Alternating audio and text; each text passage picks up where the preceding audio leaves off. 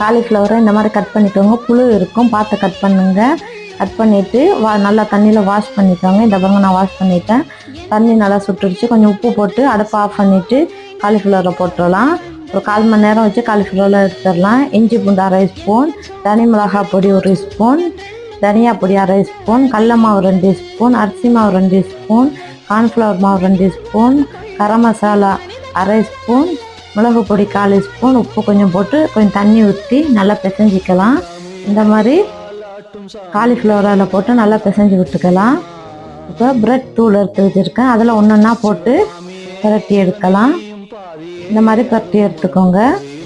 இப்போ எண்ணெய் ஊற்றிட்டு எண்ணெய் சூடு ஏறினோன்னா ஒரு காலிஃப்ளவராக இந்த மாதிரி போட்டுக்கலாம்.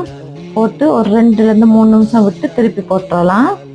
திருப்பி போட்டுட்டு அப்புறம் வெந்தோன்னே எடுத்துக்கலாம். இந்த பாருங்கள் ரெடி ஆயிடுச்சு. காலிஃப்ளவர் 65 ரெடி ஆயிடுச்சு. இந்த வீடியோ பிடிச்சிருந்தா லைக்